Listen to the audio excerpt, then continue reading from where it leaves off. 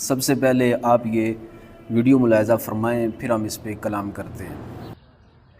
یہ جو الفاظ ہیں الصلاۃ والسلام علیکہ یا سیدی یا رسول اللہ، اب تمام مکاتب فکر جتنے بھی علماء ہیں، قاری ہیں، مفتیان کرام ہیں،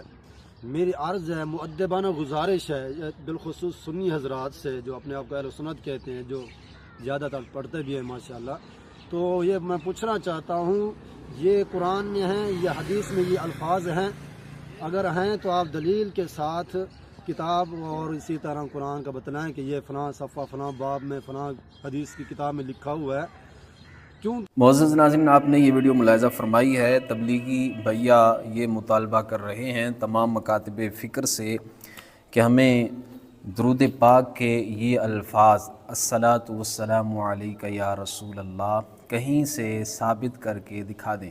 تو پہلی بات میں ان کی خدمت میں یہ عرض کرنا چاہتا ہوں، یہ تمام مکاتب فکر ثابت نہیں کریں گے، یہ صرف وہی حضرات کریں گے جو درود السلام والے ہیں، جو درود پڑھنے والے ہیں۔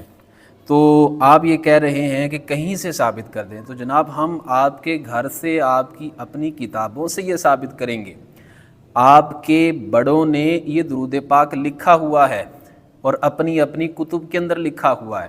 میں چند ایک حوالے آپ حضرات کی خدمت میں پیش کرنا چاہتا ہوں۔ یہ تفسیر معارف القرآن میرے سامنے موجود ہے، یہ ہماری نہیں ہے، یہ جو صاحب مطالبہ کر رہے تھے ان کے شیخ الاسلام مفتی تقی عثمانی، ان کے والد گرامی مفتی محمد شفیع صاحب، ان کی یہ لکھی ہوئی تفسیر ہے۔ اس تفسیر کو ان کے ہاں بڑا مقام و مرتبہ دیا جاتا ہے۔ اس تفسیر کی جلد نمبر 7 ہے اور اس جلد نمبر 7 کے صفحہ نمبر 56 کے اوپر یہ بات لکھی ہوئی ہے۔ مفتی محمد شفیع صاحب وہ لکھتے ہیں کہ جب حضرت صلی اللہ علیہ وآلہ وسلم خود مخاطب ہوں، جیسا کہ آپ کے عہد مبارک میں، وہاں تو وہی الفاظ یعنی الصلاۃ والسلام علیکہ یا رسول اللہ وہ اختیار کیے جائیں گے۔ یہ لکھا ہوا ہے، میں اپنی طرف سے یہ بات نہیں کر رہا ہوں۔ اس کے بعد لکھتے ہیں، کہتے ہیں کہ آپ کی وفات کے بعد روضہ اقدس کے سامنے جب سلام عرض کیا جائے تو اس میں بھی صیغۂ الصلاۃ والسلام علیکہ یا رسول اللہ اسی کو اختیار کرنا مسنون ہے۔ یہ معارف القرآن ہے، اس کے اندر مفتی تقی عثمانی صاحب، ان کے والد گرامی، اور مفتی محمد شفیع صاحب، انہوں نے یہ بات لکھی ہے کہ نبی پاک علیہ الصلاۃ والسلام آپ جب مخاطب ہوں تو اس وقت بھی یہ صیغے استعمال کیے جائیں گے، الصلاۃ والسلام علیکہ یا رسول اللہ،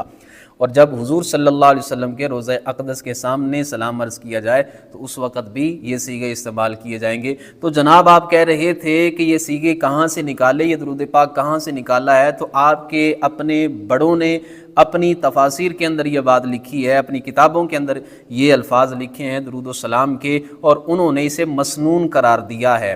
اس کے ساتھ ساتھ یہ فضائل درود شریف ہے، یہ ہماری نہیں ہے، یہ شیخ الحدیث حضرت مولانا محمد زکریا صاحب، یہ بھی دیوبندیوں کے مقتدا ہیں اور نامور عالم دین ہیں، انہوں نے یہ فضائل درود پاک پہ یہ کتاب لکھی ہے۔ اس کے صفحہ نمبر 33 پہ اسی درود پاک کے حوالے سے انہوں نے جناب یہ عرض کیا ہے کہ جب حضور صلی اللہ علیہ وسلم کی بارگاہ میں حاضری پیش کی جائے تو اس وقت یہی صیغے استعمال کیے جائیں۔